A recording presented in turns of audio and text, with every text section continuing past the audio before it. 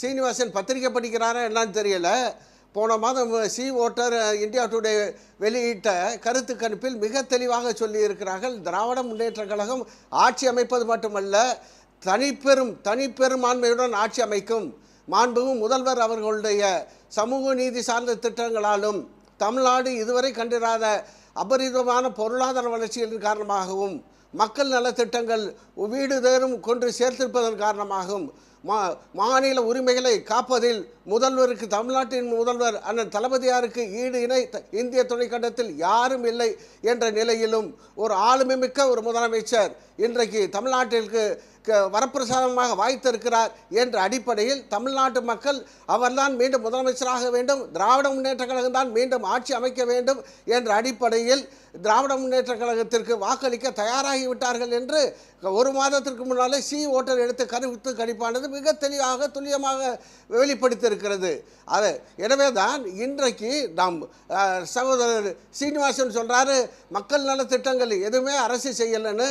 அவர் புதுக்கோட்டையில் இருக்கக்கூடியவர் மகளிருடைய விடியல் பயணத்தை அவர் பார்த்தது இல்லையா? அல்லது நான் முதல்வன் திட்டத்தை படிக்கக்கூடிய மாணவர்கள் அதில் படிக்கக்கூடிய சாதனையை பற்றி அவர் கேட்டதில்லையா? அல்லது புதுமை பெண்கள் திட்டத்தை பற்றி அவர் பார்த்ததில்லையா? இன்னும் இருக்கக்கூடிய மகளிர் இப்படி பல்வேறு திட்டங்கள் இன்றைக்கு சொல்ல போனால் 5000 ரூபாய் கொடுத்ததுனாலே இவர்கள் ஆட்சிக்கு வந்து விட்டார்கள் என்று கனவு காண வேண்டாம் என்று இவர் சொல்கிறாரே. நான் கேட்கிறேன், 2021 பொது தேர்தலுக்கு முன்னால் திரு எடப்பாடி பழனிசாமி அவர்கள் அன்றைக்கு வந்த பொங்கல் திருநாளுக்கு மார்ச் மாதம் எதற்காக ஆண்டுதோறும் 1000 ரூபாய் என்று பொங்கல் பரிசு கொடுத்து வந்ததை அந்த ஆண்டு மட்டும் எதற்காக 3000 ரூபாய் என்று உயர்த்தி கொடுத்தார்? அதனுடைய நோக்கம் என்ன? அப்படி உயர்த்தி கொடுத்த பிறகு எடப்பாடி பழனிசாமி படுதோல்வியை சந்தித்து ஆட்சியிலிருந்து அகற்றப்பட்டார் என்பதுதான் வரலாறு.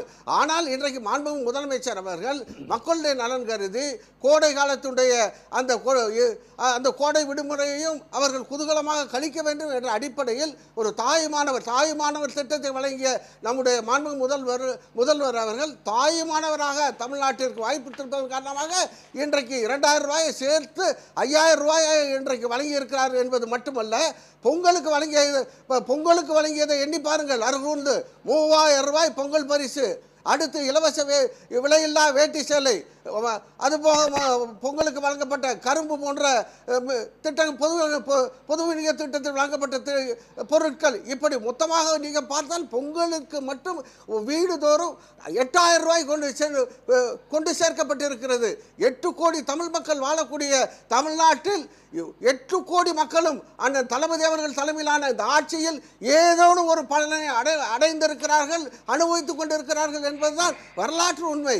எனவே கள யதார்த்தத்தை பிரதிபலிக்கக்கூடிய வகையில் தான் இன்றைக்கு சட்டமன்றத்தில் பேசிய தலைவர்கள் எல்லாம் கள யதார்த்தத்தை உணர்ந்து கள யதார்த்தத்தை பிரதிபலிக்கக்கூடிய வகையில் தான் மிக தெளிவாக சொல்லியிருக்கிறார்கள். மக்கள் மனநிலை என்பது மீண்டும் மீண்டும் தளபதி அவர்கள் ஆட்சி அமைத்தால், திராவிட முன்னேற்ற கழகம் ஆட்சி அமைத்தால் இதைவிட மிகப்பெரிய அளவில் நலத்திட்டங்கள் வளரும், நம்முடைய பெண்டு பிள்ளைகள் பெரிய அளவில் வாழ்க்கையில் உயர்வார்கள், நம்மை காப்பதற்கு அரசாங்கம் இருக்கிறது, ஒரு உத்தரவாதம் கிடைத்திருக்கிறது என்ற அடிப்படையில் இன்றைக்கு அண்ணன் தளபதியார் அவர்களை இன்றைக்கு தங்களுடைய வீட்டினுடைய ஒவ்வொரு குடும்பத்தினுடைய தலைவராக பார்க்கக்கூடிய ஒரு நிலையை இன்றைக்கு திராவிட மாடல் ஆட்சியை நடத்தி வரக்கூடிய அருமை மாண்புமிகு முதல்வர்கள் செய்திருக்கிறார் என்றால் வருத்தப்படக்கூடிய செய்தி. நான் வெளிப்படையாக சொல்கிறேன், தமிழ்நாட்டில் இன்றைக்கு அண்ணன் தளபதியார் அவர்களுக்கு டு த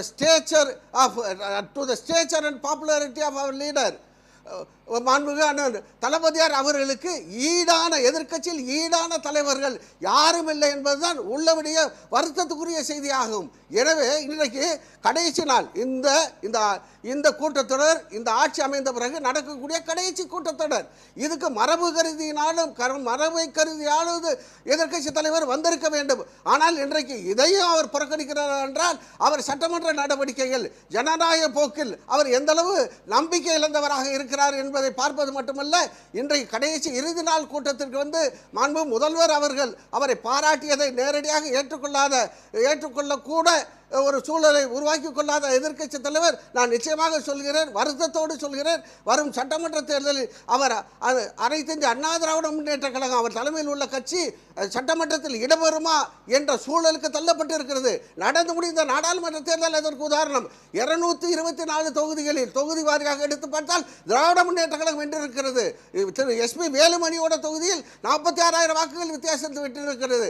ஆனால் இன்றைக்கு நான் மெகா கூட்டணி அமைக்க போறேன், அதனால் ஓபிஎஸ் தேவையில்லை, தினகரன் தேவையில்லை, திருமதி சசிகலா அம்மையார் தேவையில்லை, நான் மெகா கூட்டணி அமைக்க போறேன் என்று சொன்னவர் ஒரு அடிஷன்ஸினால் கொண்டு வர முடிந்ததா? இன்றைக்கு அவரிடம் இருந்த தேமுதிக வெளியேறி இருக்கிறது, அவருக்கு அதிர்ச்சி வைத்தியம் கொடுக்கப்பட்டிருக்கிறது. எப்படி அது இப்படி இருக்கிறவர்கள் எல்லாம் நழுவ விட்டு இன்றைக்கு இன்னும் சொல்கிறார்கள் அவருடன் பயணித்த புதிய தமிழகம் இருக்குமா? திரு ஜான் பாண்டியன் அவர்கள் கூட அவர் எண்ணத்தை மாற்றிக்கொண்டு இருக்கிறார். ஏன் ஜி.கே. வாசன் கூட வருவதற்கு தயாராகிவிட்டார். மக்கள் நல கூட்டணியில் யாரெல்லாம் இருந்தார்களோ அவர்கள் எல்லாம் இன்றைக்கு திராவிட முன்னேற்ற கழகத்தினுடைய தலைவர் மாண்புமிகு முதல்வர் அவருடைய தலைமை ஏற்று இன்றைக்கு வந்திருக்கிறார்கள் என்றால் இன்றைக்கு அவர்களுடைய அரசு எங்கே பயணித்தால் அவர்களுடைய அடையாளம் தக்க வைக்கப்படும், அவர்கள் கட்சி அங்கீகரிக்கப்படும் என்ற ஒரு தக்க அரசியல் முடிவை எடுத்து இன்றைக்கு மாண்புமிகு முதலமைச்சர் அவர்களுடைய தலைமை ஒரு செகண்ட் சார். திரு சீனிவாசன் அண்ணே சுப்புரத்தினே 21க்கு பிறகு ஆட்சிக்கு வந்த திமுகவிற்கு அதாவது இந்த காலத்திற்கு பிறகு 21 காலத்திற்கு பிறகு எத்தனையோ கோடை காலமெல்லாம் வந்தது. அப்பெல்லாம் வராத இந்த அரசுக்கான பாசம் இது என்ன தேர்தல் பாசமா? ஆட்சி முடிகிறப்ப ஒரு கோடை அந்த அந்த பாசம் தேர்தல் பாசம் தானே. திரு சீனிவாசன் அவர்களே, அருமை நண்பர் புதுக்கோட்டை சீனிவாசன் அவர்களே, திரு எடப்பாடி பழனிசாமி முதலமைச்சராக இருந்த 4.5 ஆண்டு காலம் நீங்க சேர்த்து பதில் சொல்லுங்க. வந்தது எதற்காக? 2025 சட்டமன்ற தேர்தலுக்கு முன்னர் அவர் 3000 ரூபாய் பொங்கல் பரிசு தொகை 3000 ரூபாய் உயர்த்தி கொடுங்கள் என்று உயர்த்தினார். எனக்கு அந்த டிஸ்கஷன்ல அந்த டிஸ்கஷன்ல என்ன நடந்துச்சுங்கிற விஷயமே திரு சீனிவாசன் அவர்களே, அன்றைய நிதித்துறை செயலாளர் அவர்கள் இங்க நிதி நிலைமை நிதி நிலைமை அந்த அளவுக்கு பணம் கொடுக்கக்கூடிய சூழல் இடம்பெறவில்லை, எனவே மன்னிக்க வேண்டும் என்று சொன்ன நேரத்தில் இபிஎஸ் அவர்கள் நான் உத்தரவிட்டு விட்டேன், என்ன செய்வீர்கள் ஏது செய்வீர்கள் இதை வழங்கி ஆக வேண்டும் என்று அவரை உதாசீனம் செய்துவிட்டு அவர் வீட்டுக்குள் சென்று விட்டார் என்பது நீங்கள் எல்லாம் அறியாத செய்தி. உடனுக்குடன் செய்திகளை தெரிந்து கொள்ள சன் நியூஸ் பெல் ஐகானை கிளிக் பண்ணுங்க.